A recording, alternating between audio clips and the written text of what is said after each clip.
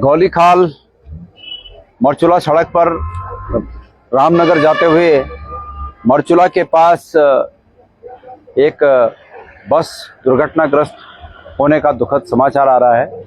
और उससे भी बड़ी दुखद बात यह है कि करीब अभी तक 35 लोगों की इसमें प्राण गंवाने की पुष्टि हुई है। ये बहुत ही दुर्भाग्यपूर्ण घटना घटी है। हमारे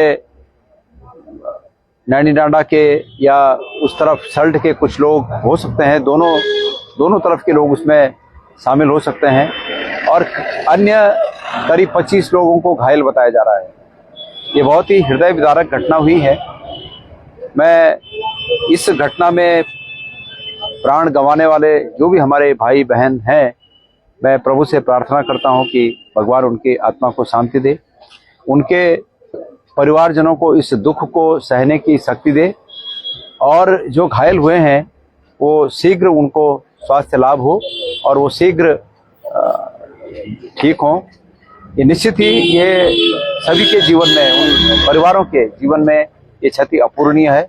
इस अपूरणीय क्षति को इसकी पूर्ति करना संभव नहीं है, लेकिन ऐसा माना जाता है, ऐसा स्वाभाविक रूप में कहा जाता है कि प्रभु की इच्छा के आगे हम सब लाचार हैं, मजबूर हैं।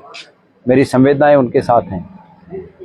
इस पर तात्कालिक रूप में विचार करने की आवश्यकता है शासन प्रशासन के स्तर पर और सरकार के स्तर पर भी, कि आज से करीब 5 साल पहले, 4 साल 5-6 साल पहले इसी प्रकार की घटना नैनीडांडा में एक और घटी थी। इखणीखाल और नैनीडांडा के बीच कहीं एक घटना और घटी थी ठीक दिवाली के बाद। और वो दिवाली के बाद की घटना इसी प्रकार उस दिन भी बहुत बड़ी संख्या में लोग हताहत हुए।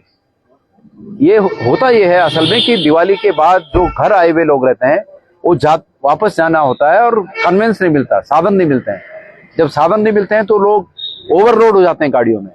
और ये ऐसा सीजन है कि घर में फसल हुई रहती है, सब्जियां हुई रहती हैं कुछ, तो लोग वो सामान भी ले जाते हैं साथ में।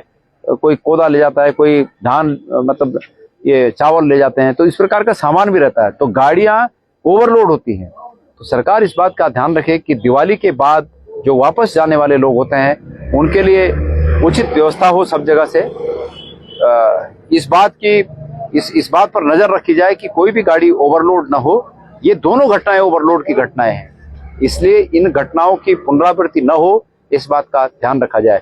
जीवन अनमोल है, जीवन का कोई मोल नहीं है, और जीवन एक बार अगर इस तरह जीवन समाप्त हो गया तो उसे दोबारा जीवित नहीं किया जा सकता। तो इसलिए ये बहुत ही महत्वपूर्ण है कि सरकार इस प्रकार की घटनाओं जो कि हमारी भूल के कारण हो रही हैं, ओवरलोड होने के कारण हो रही हैं, उस पर ध्यान रखे। राज्य के अन्य भागों में भी ध्यान रखा जाए।